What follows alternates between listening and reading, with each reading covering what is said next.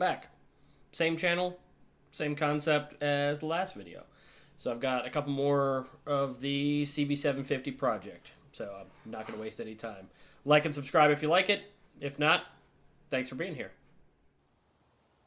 Okay, well, I'm going to call this a... I'm not going to pretend like I didn't test it before this, but bear with me. So, I've got my battery all hooked up. Right now, that battery is going into my little power box. I've got my negative terminal is literally just grounded out down here on the frame. For quick release purposes, it didn't actually need that, but I just didn't trust it. So, here's where we're at. So like I said, I was about to ready to wire everything up before I took the last video that you'll see in theory before this one. But, so here's where we're at. So, right here's my accessory slash battery cutoff. There we go. There's that. This is my ignition. Works. And now, since everything is theoretically hooked up correctly, and it has already been tested, so I'm not even going to lie, this is my starter. Which means, great success, nothing's on fire, including me, nothing's been electrocuted, including me, and I think I've actually got that battery box wired up. I'll be able to test more once I get like lights and things like that, but since none of those are here, and I don't really have them, that's all I can test for the electrical system so far. Next comes points, so that'll be fun. That's next. Okay, so here we go again. I forgot to film earlier this morning. Doesn't really matter. All I did was, so last night I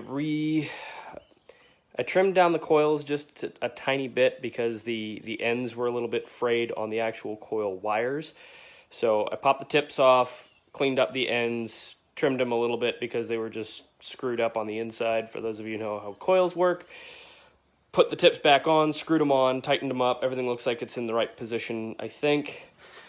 Then all I did today so far is I reattached this little bracket, which I'll get a better one eventually. This is kind of ghetto and shitty, and I don't like it, but it's there.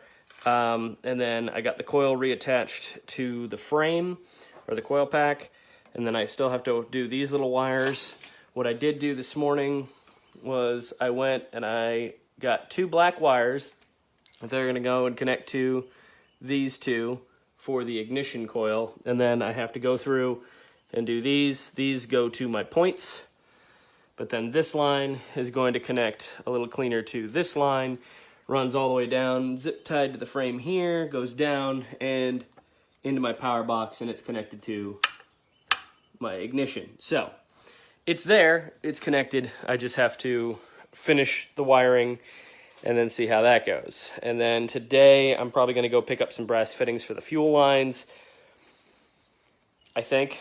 And then from there I should have my coils good, or my coils at least attached, my points, which are not adjusted, so they probably won't work. But in theory, if I get all my electrical connections done today, I can potentially hook it up to a small fuel cell and try and start it. And it won't run for sure, but I want to see if I get at least the beginnings of ignition, i.e. spark and something firing in some way, shape, or form. So that's where I'm at. We'll see how it goes. Okay. Preemptive excitement, but I think it's warranted. So I've got the coil all hooked up, and all the little bits and bobs and doodads inside. So all the spark plugs are in there. I scared myself a little bit earlier because I pulled the spark plugs out and I was like, where's my compression? And then I realized I was stupid. So I fixed that. I've got one of the spark plugs is out so I can see it. And what I'm about to try and do is I'm going to put power to this little guy. I'm going to put power to my points with my switches. And so my starter gear isn't there. So I'm not going to be able to just hit the button and see spark. I'm actually going to have to kick it. So we'll see if that actually works. So let's give this a shot. So normally you just hit that button, but right now I'm not going to be able to do that. let's see if I can get something resembling spark out of that little guy. More to follow.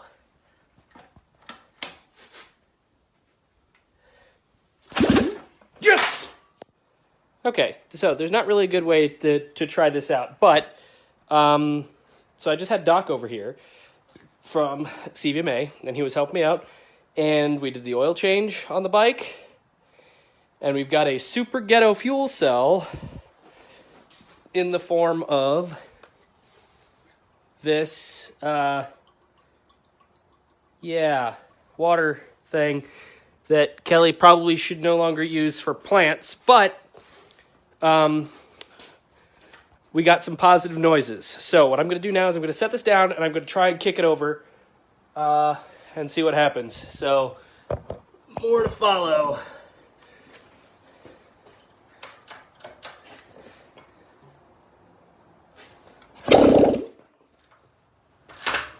That's a good sound.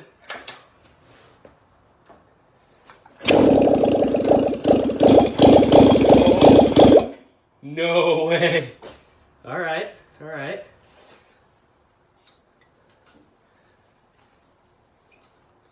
It's very cold. All right. Give her a little gas.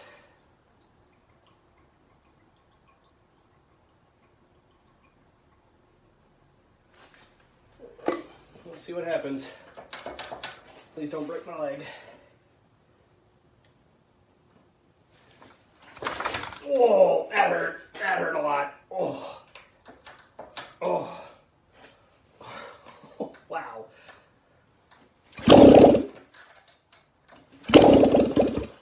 Oh. Well, we had a little bit of firing. So, that's fun. We'll see how this goes. I'm going to keep at it until my knee gives out, but making some progress. Okay. So, unfortunately, I have to go, and I've been trying to avoid it, but there's just no way around it. I have to take the carbs off because down in here, right here at this T-fitting, and directly above it, which, right up in there, that T-fitting is leaking, and it's leaking kind of on both sides. So there are 2 T-fittings, and then there's 4 O-rings, 2 on each side of that T-fitting. And those O-rings, I think, have gone bad. At least some of them have gone bad. So whenever I put fuel in this thing, it's kind of dumping it on the block, and it's going all over the place. So that's not good. So I'm going to, I don't want to, but I'm going to take the carbs off. I'm going to at least try and pull off the 1 and 4 carbs and see, I'm going to see what those O-rings look like, see if I can find some of those locally and swap them out. But I'm probably going to find other problems now that I'm going to be going and fiddling with the carbs. But we'll see.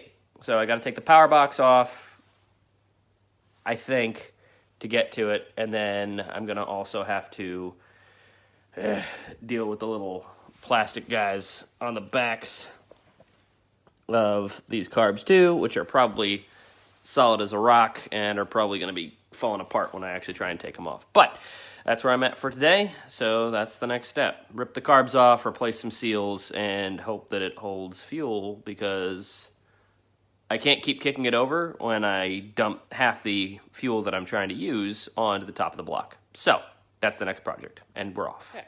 It's another day, back working on the bike. Last night I ordered my gas tank, so that should come in mid next week, actually. So that'll be cool to kind of get that on there. I'm not going to say what it is yet, but it's different. As for current work, so I took the carbs off. I gave some of them a cleaning, not all of it. I'm going to get into the internals probably at some point later. What I wanted to do so far is I just wanted to clean up. They had those T-bars that were leaking fuel really, really bad. I wanted to fix that, which I have. I went and I found some O-rings that fit. So I got 8 of those suckers on there, and now you can kind of see it. So before, these guys weren't really, they were just kind of spinning free. You can see I'm giving it some decent force right now, and it's they are much, much tighter. So that should fix, hopefully, my leaking problem. In addition to that, I figured out a good way to get these, the carbs, back on. These are actually the connectors, the little plastic connectors, well, rubberized connectors. They're actually in decent shape. I took them off, I looked inside, they're not shredded, they're not crumbling or anything like that. They're just really, really stiff or really, really thick. I can't really figure out which. I think it's just that they're really thick. So, to get it back on, I definitely hooked up a ratchet strap onto a flat, plain piece of wood and slowly ratcheted them back on to get it to actually get and seat properly. So now it is currently rock solid. It's not going anywhere. So, next step is to put the velocity stacks back on it and hook up a fuel line to it and see if all my fuel lines actually hold. And if they do, I'm going to see how much gas I can actually get in this sucker and see if I can kick it over again now that I've cleaned up some of those lines. So, we'll see. That's the next step. All right. Thanks for joining me for another episode of the Project Loki CB750 Build Project. I'm going to try and keep these going for a while, at least until I catch up with where I'm at in the build so far. It's taken about a year from start to now, and no spoilers, but there's more to come with where the bike is currently. But yeah, gonna keep working on these videos, and like I said, like and subscribe, and leave any comments. If you have any suggestions for stuff in the future, I'd love to hear it. Let me know. Thanks again.